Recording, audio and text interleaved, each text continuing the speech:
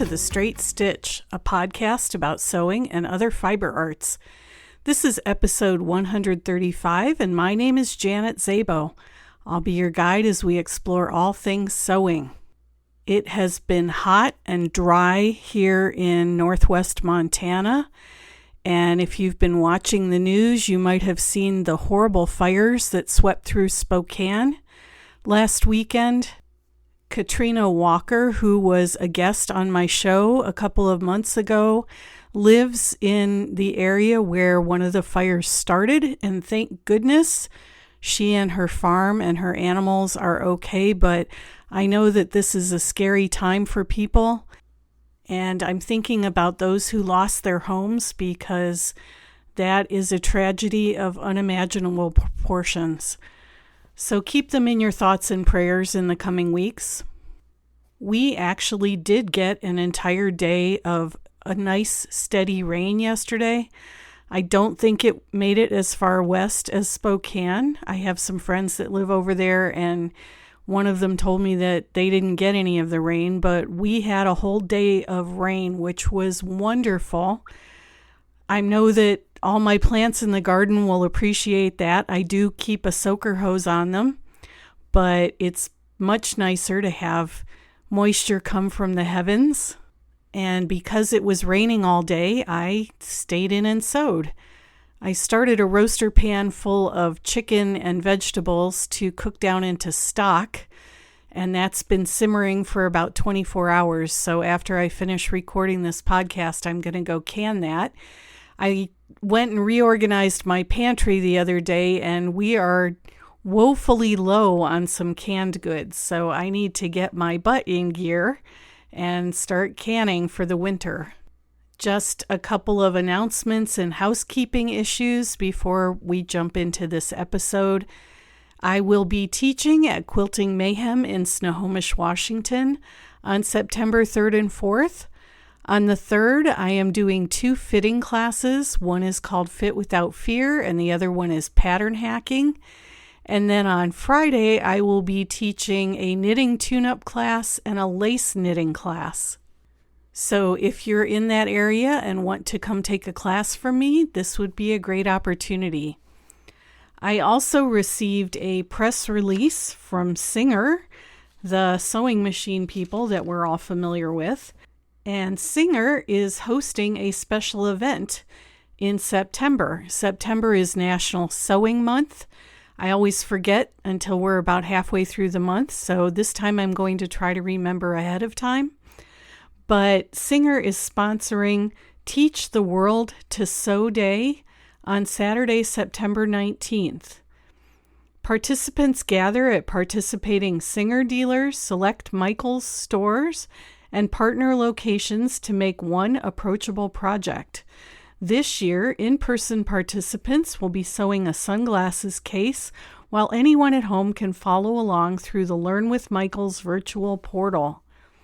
Registration is open now at singer.com/teach-the-world-2-sew. So if that's something that you're interested in, I would suggest you go there and sign up. And I will mention again that Sarah Mee Duffy's new book, Fitopedia, is available. So if you go to her website, you can purchase it there. I have been using my copy quite a bit over the last couple of weeks, and I really appreciate all the work that went into it. The topic that I've chosen for today's episode was inspired by the fact that I'm preparing my class materials for my classes at Quilting Mayhem, and this isn't technically a sewing episode, but it's more sewing adjacent. I want to talk about fitting. For those of you who sew garments or maybe want to begin sewing garments, I know that fitting is one of the big stumbling blocks to sewing your own clothing, and I want to take away some of the mystery and apprehension that goes along with that. My own fitting journey started, if I'm being honest, it started many decades ago, but personally sewing for myself began about 10 or 12 years ago because we were thick in the middle of low-rise pants and short tops. And when I explain to you what my body shape looks like, you will understand why that is probably the worst combination of a silhouette for my body type. And I just got tired of clothing not fitting. And I've probably mentioned this before on the podcast, but I am about 5'7" tall, which isn't overly tall. My girls are both about 5'10" because their father is very tall. He's 6'4", but I am about 2 inches taller than the average height for most females. And you wouldn't think that 2 inches would make a difference, but it does. Not only am I a little bit taller than average, but my proportions are a bit weird. So I have a very long torso.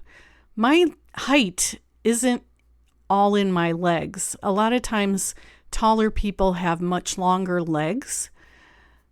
I don't have long legs. My height is all from my neck to my crotch. So I very rarely bother to buy tops anymore, with a few exceptions, because they are all going to be too short. The other issue that I have is I am short-waisted, and I know that sounds bizarre when you think about the fact that I have a long torso, but I am short from my neck to my waist. I am much longer from my waist to my crotch. I also have a high hip curve. So when you think about the way a typical woman's body is shaped, the widest part of her hips are generally about 9 inches below her waist. Mine are only about 5 inches, even 4 inches, somewhere between 4 and 5 inches below my natural waist. And I have a very well-defined waist. So when you look at my body type, I am what is described as an 8 or sometimes a spoon. And it just means that my hips flare out very close to my natural waist. And if you've ever been told that you look like a sausage tied in the middle when you're wearing something with a belt, you may also have this type of body shape. That was one of my sister's favorite observations about some of my outfits when we were in high school. I looked like a sausage tied in the middle. So when I say that I have known about some of these fitting issues for a long time, that's what I mean. The other problem that I often have is that pants don't come up to my natural waist, which is where I like to wear them. I often have to buy pants made for talls and then hem them because, as I said, my legs aren't necessarily long, but I need the longer rise because I'm long between my waist and my crotch. And during that period of time when low-rise jeans and pants were the only thing that I could find in the stores, I was absolutely miserable. If you can imagine, with the widest part of my hips being only 4 inches below my waist and putting on a pair of low-rise jeans, there's nothing to keep the jeans up. And so pants were always falling down. I also didn't like how uncomfortable they felt on my body. And because my torso was long, the tops were never long enough, so there was always this gap between the bottom of the top and the top of the jeans. And about 10 or 12 years ago, I had just had enough, and I thought, you sew, you can make your own clothing. I initially started making knits because I wore a lot of knits and I had a serger. I have, in the last year or two, been concentrating on woven clothing, woven patterns.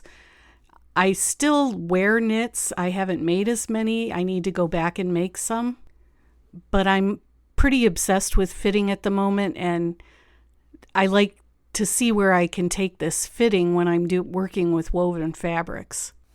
I think where people get tripped up, and women especially, I'm going to concentrate on women in this episode, not because I don't think that men sew. I do think that men sew, and I know a lot of men who sew. I think it's a lot easier for men to fit their bodies typically because there just aren't as many variations. I took a trouser drafting class from Kenneth King at the Sewing and Design School in Tacoma, Washington a couple years ago. And it was a class, I think we had 10 students in the class, 9 women and 1 man. And it was a 2-day class. So the first day we took our measurements and we did the drafting. And the second day we did the muslin. The young man in the class had his muslin finished within about the first hour of the second day of class because he didn't have to make any adjustments to it. Whereas the rest of us, the variety of body shapes among the women was quite wide. So I'm not trying to exclude anyone. I don't want anybody to feel excluded. But for purposes of this discussion, it's going to be easiest for me while I'm talking to talk from the woman's perspective because I'm a woman. When it comes to clothing, there are a lot of pressures that women are under when it comes to buying clothing. So the first one is going to be trends, low-rise jeans, high-rise jeans, barrel leg jeans, certain colors. And these trends might seem a bit arbitrary, but my daughter, who is a buyer at Nordstrom, assures me that they are well coordinated and they are working probably 1.5 to 2 years in advance. You might remember the brouhaha about the Pantone color of the year Cloud Dancer, which was a shade of white. There are all sorts of kind of behind the scenes things that are happening to influence what you see in stores every year. The second issue is the fact that people are held to an unattainable standard when it comes to body shapes. All we see generally in marketing are very thin, beautiful people on whom a potato sack would look flattering, and the real world just doesn't work that way. My husband and I eat a very excellent diet. I would call it excellent because we grow most of our own food or raise most of our own food. I don't eat a lot of sugar, and yet I could stand to lose 30 pounds. There are some other reasons for that, but sometimes diet alone doesn't do it. I'm active, I eat well, and I could still stand to lose 30 pounds. So with that in mind, I want you to ask yourself a couple of questions. And the first one is, what are my figure features? I refuse to call them figure flaws. They are your figure features. You may not like those features and you may consider them a flaw, but I'm trying to reframe this discussion. So these are your figure features. My figure features are a larger than average bust, a short waist, and a high hip curve. The goal is to identify your figure features without judgment or censure.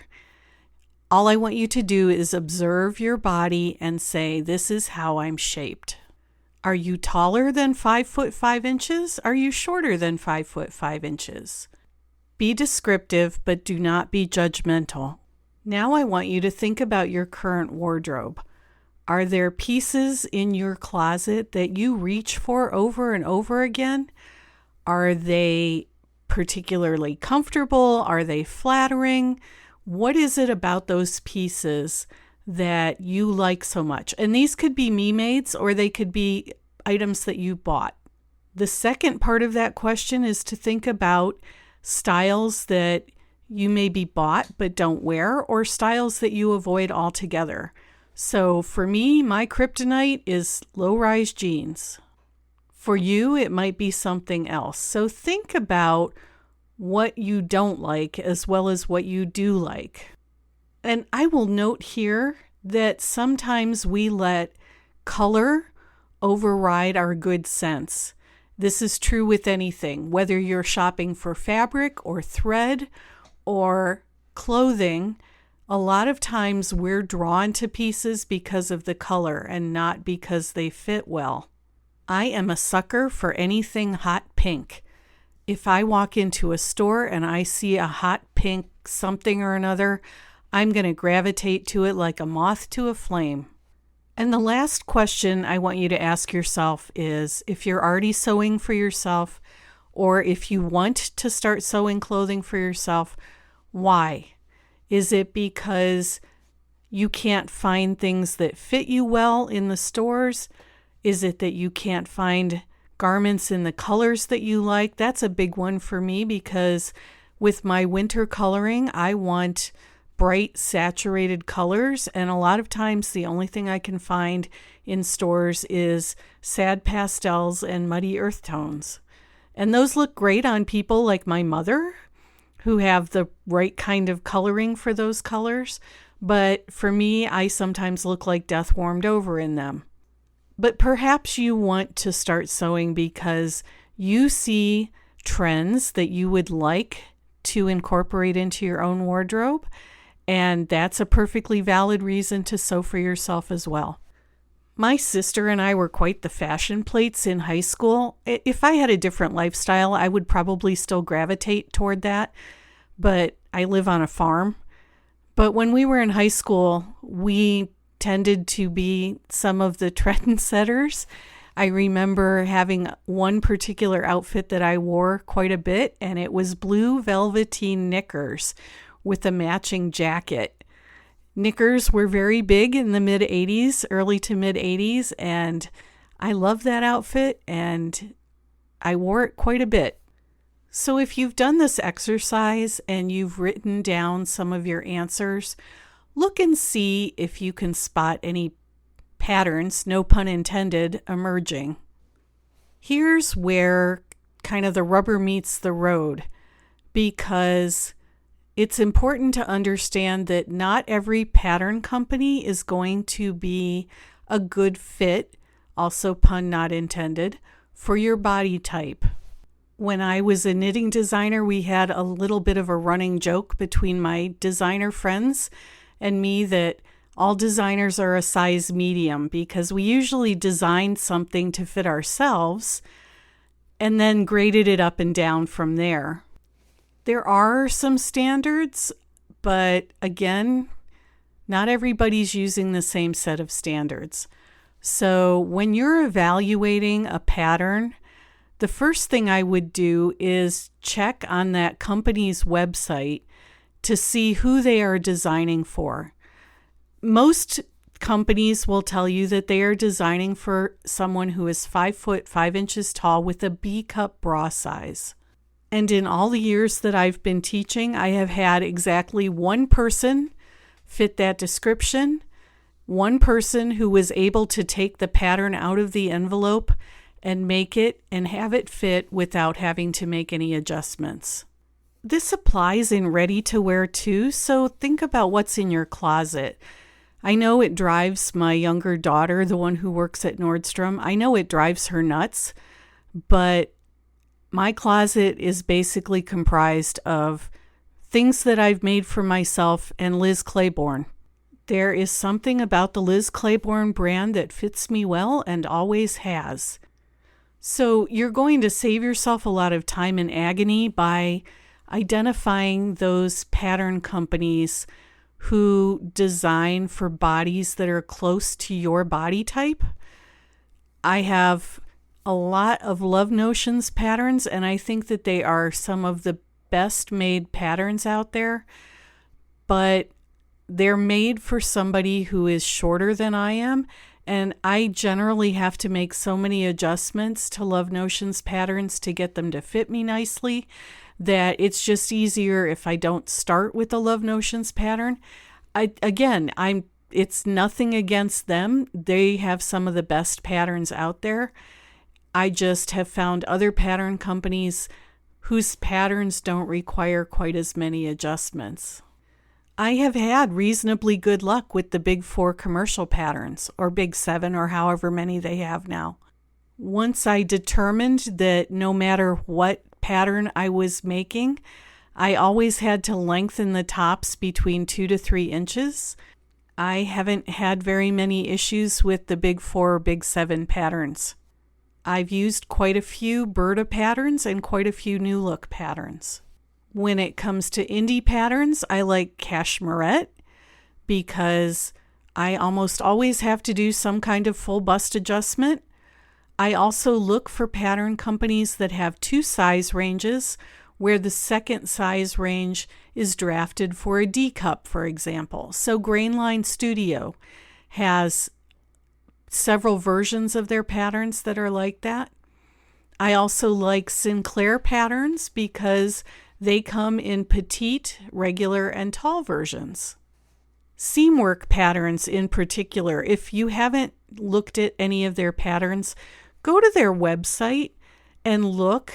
Their patterns tend to be drafted for taller people. I think their typical fit model is 5'7", but they do something that I think is really great on their website. They will show the same piece on a shorter fit model and a taller fit model, and a regular sized or a petite sized model and a larger sized model. And they will give that information in the description, as well as indicating any adjustments that they may have made to the pattern. So that kind of information is absolutely invaluable. It kind of goes without saying that while you are doing these evaluations, you're going to need to be armed with an accurate set of measurements of your body. If you can get someone to help you with this, that's great. It's possible to take your own measurements. One thing, if you're going to do that I would suggest you get is a special tape measure that has a locking mechanism on it. Wawak has one. I will put the link to it in the show notes. I can't remember where I bought mine, but what it does is it allows you to take your measurements and then lock the tape measure in place with some kind of marker so that you can then take it off your body and transfer that measurement to a piece of paper. At an absolute minimum, you should get your high bust measurement, which is above the fullest part of your bust. You should get your full bust measurement, which is around the fullest part of your bust. Your waist measurement, either your natural waist or where you like to wear your clothing. And your hip measurement at the widest point. Additional measurements that are helpful are your shoulder width measurement, your crotch depth and crotch length measurements, and your back neck to waist measurement. There are other measurements that you need. It's almost like you can't have enough measurements, but those are good ones to start with. And sometimes what I've done is I have taken a piece of clothing that fits me very well, and I will measure it. I will take the pertinent measurements of that garment and I will write them down. They're not going to be the same as my body measurements because ease is built into them, but they are going to be a helpful reference. So once you have that information, you can start looking at pattern websites, and I would start with some basic patterns. So a simple woven t-shirt pattern and a pair of woven pull-on pants with an elastic waist, or a corresponding version in knit fabric. And you might say, but I don't like to wear pull-on elasticized waist pants. That's fine. This is just going to be a muslin, and we're just trying to get some information. And it will be much easier to get information if you're not having to deal with things like a fly front. If you have a fuller bust, I would probably look for a woven pattern that has bust darts. I would stay away from raglans initially. I happen to really like raglans, but you're going to get better information by making a top that has set-in sleeves rather than one that has raglan sleeves, because raglans come with their own fitting challenges. So let's say that we've found a basic woven top pattern, either from one of the commercial pattern companies or an indie pattern company. I particularly like the Scout Tee. I've made about 6 of them this summer, and they've been in heavy rotation.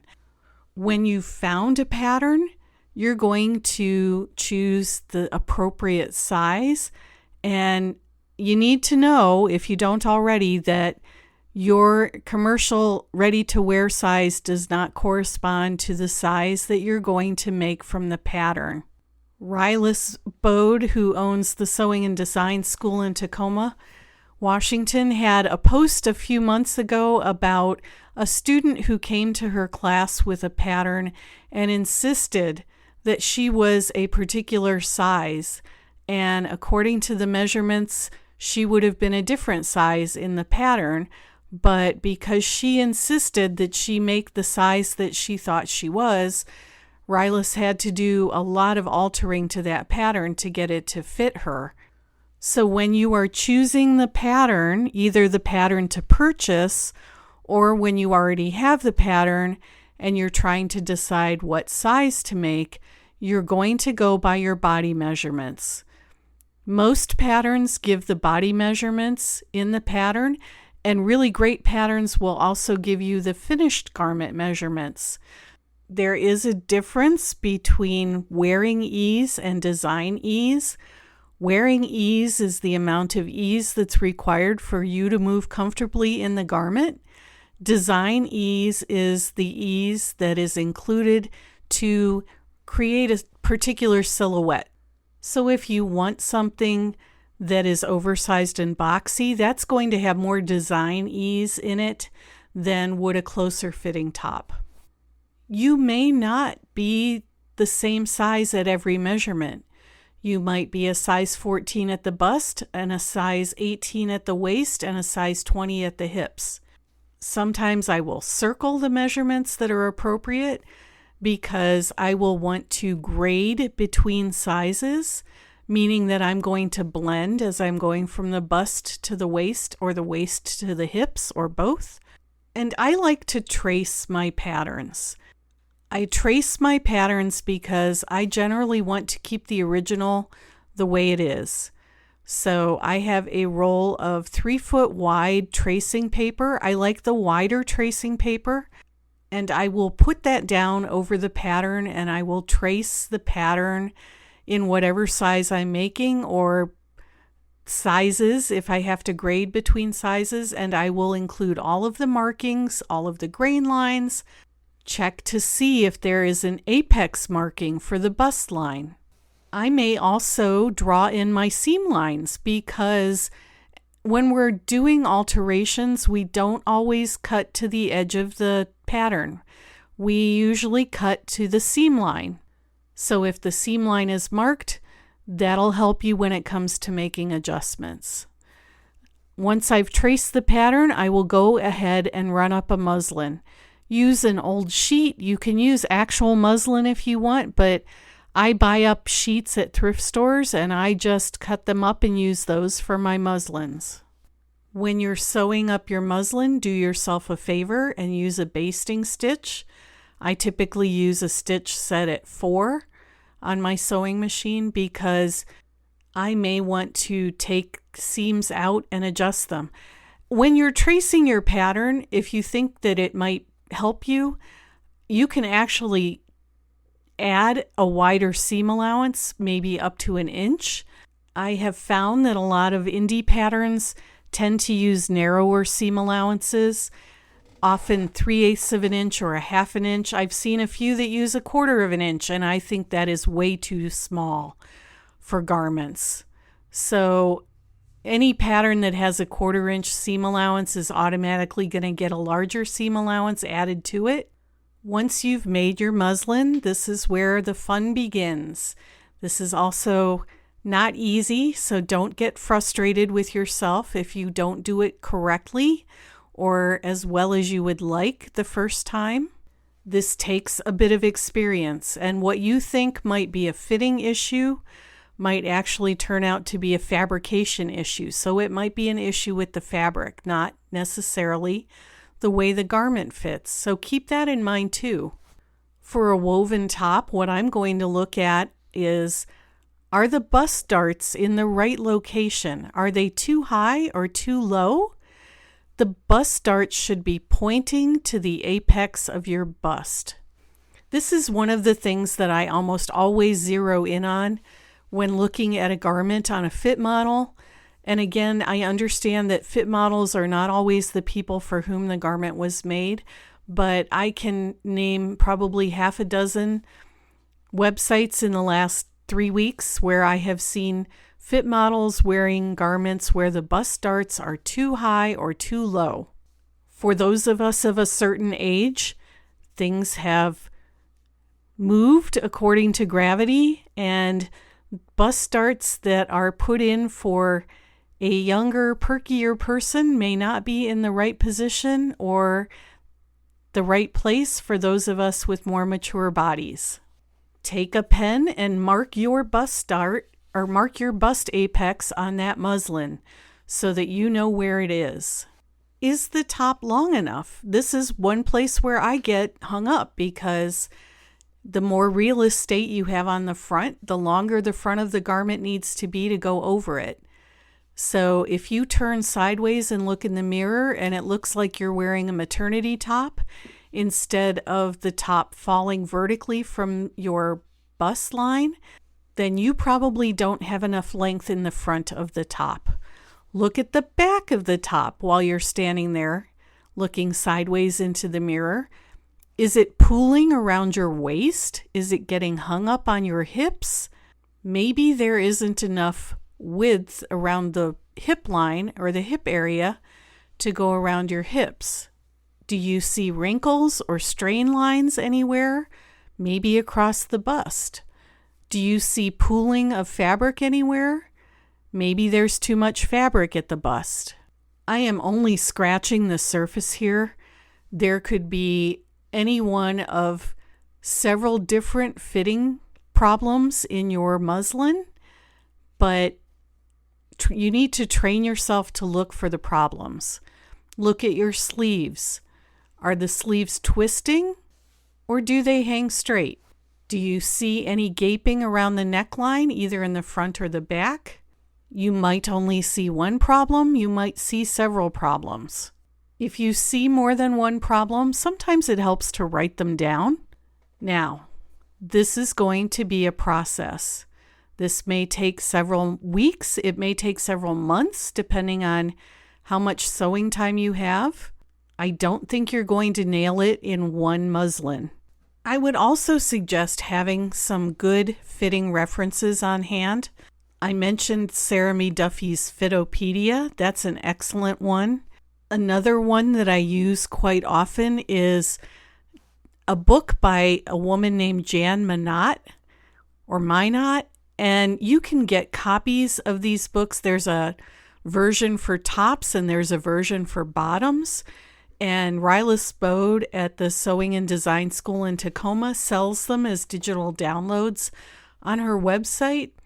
I got the digital download and took it to a local copy place and had them print it and bind it for me with a spiral binding and a plastic cover. So that book stays fairly close to my cutting table. What I like about both Fitopedia and the Minot book is that they include wrinkle charts. So you can look at the wrinkle charts and see what the problem might be. It's not 100% foolproof, but it will give you a place to start. Remind yourself as you work that this is a process. You may fix one thing and create another problem. That's happened to me. You may try to fix more than one problem at a time and get lost in the weeds, and that has also happened to me. It's good to work on one area at a time. I usually start with the bust, and if the bust fits well, then I usually move to the shoulders because I like to think of my body as a hanger, and I want things to hang properly from the shoulders. Sometimes you can make the alteration on the muslin. Sometimes you have to make another muslin. Sometimes you have to make several muslins. I can tell you, though, that when you finally nail the fit and you put a garment on and it looks good and it's flattering to you, there is no other feeling in the world that comes close to that when it comes to sewing. Back in the spring, I was working on a raglan sewing pattern. It's Simplicity 8909. I'll put a link to it in the show notes. And it's a dress pattern. I shortened it into a tunic pattern, both because I didn't want to use excess fabric that I didn't need to, but also because I needed more tops than I need dresses at the moment. And I had to abandon the project in May because I got busy with other things, but at the point at which I had abandoned it, I had adjusted the muslin to the point where it looked really, really good. The bust darts were perfect, the raglan lines were perfect, the sleeves were perfect, everything about it was great. And this past week, I revisited that pattern. Fortunately, before I abandoned that project, I had taken my muslin and transferred all the fixes that I made to my tracing and then traced off a new pattern. And I was able to take that new pattern and make up another top, and it turned out beautifully. I put it on and I was like, this is why I sew, because I can't find anything in the store that fits me this well in colors that I like. So it is absolutely worth the effort, even if it feels like all you're doing is spinning your wheels. If you can get somebody with at least as much knowledge about garment fitting as you have to take a look at things, sometimes that's helpful because they can point out problems that you might not be able to see. But stick with it because it does get better. Every garment you make is going to give you some information. You can use the same process when it comes to pants, and the reason I say start with a pair of pull-on pants is because I think that the trickiest part of making pants is getting the crotch depth and the crotch length correct. And if you can't do that, then there's no point in doing a more complicated pair of pants. I mentioned that I have a long rise between my natural waist and my crotch. And even on patterns for quote unquote high-rise pants, like the free-range slacks, sometimes I still have to lengthen the rise by an inch. Maybe you're the opposite, or maybe you just don't like your pants to ride that high. You might have to shorten the rise by an inch. Another problem that I typically have with my pants is that I have to move the inseam where it meets the crotch seam. I typically have to move that backwards by an inch because in most pants patterns, it's too far forward and it's uncomfortable. I don't want this to turn into an episode on all the possible things that might have to be fixed in a pattern. I just want you to know that starting simple is going to make it more likely that you're successful. And when you come up with 1 or 2 or 3 or 4 tried and true patterns that fit you well and that are flattering, you can build on those. You might ask, what about tissue fitting? I don't talk about tissue fitting only because I don't have any experience with it. I've discovered about myself that, first of all, tissue fitting is very hard to do when you're a single person working by yourself. I think it's much easier when you have someone that can help you. Secondly, I've also found that I like to work from flat patterns. That's just, it seems to be how my brain works. I don't do 3D well. It's much easier for me to either draft from scratch or see it laid out as a 2-dimensional pattern. But the people who are adherents of tissue fitting absolutely love it, so it may be exactly what you're looking for. And you might want to take a class in tissue fitting if you can find one. Not everybody's brain works the same as everybody else's brains, and so it's good to figure out what is most helpful for you and to go that route rather than creating more frustration for yourself. I think I'm going to wrap it up here. I could talk for hours. There's a lot of things I didn't mention. I'm really just scratching the surface here. I still have a lot to learn myself, but hopefully this has been helpful if you're either a garment sewist who isn't happy with what you've been making, or you're a new sewist, new to garment sewing, and you want to try making some garments. I really just want you to have to avoid reinventing the wheel from the ground up, because there are some things that you can do to kind of give you a little bit of a head start and avoid some of the frustration. If you are in my class at Quilting Mayhem, if you're registered, I am excited to meet you, and I hope that you will bring maybe some of your makes that you're not happy with, and we can look at them in class, because that will be very educational. If you'd like to send feedback, you can email me at janet@janetzabo.com. You can use the fan mail feature. You can leave a comment on Apple Podcasts or Spotify. I love those because they really do help other people to find the podcast. You can use the show notes page for each episode and leave a comment there. There's lots of ways to let me know what you're thinking. If you have suggestions for show topics or people I should interview, by all means, send those along too. I always am looking for what it is you want to hear about. My website is at www.janetzabo.com with links to my Big Sky Knitting Designs website, as well as to my blog, which is where you'll get commentary and photos about what I've been doing around here. Not always sewing, sometimes other things, but usually sewing.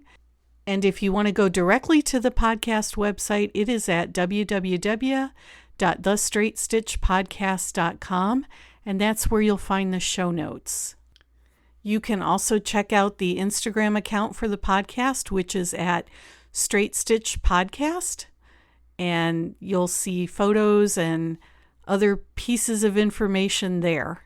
So until the next episode, I hope that you have a great week and that you get to go sew something.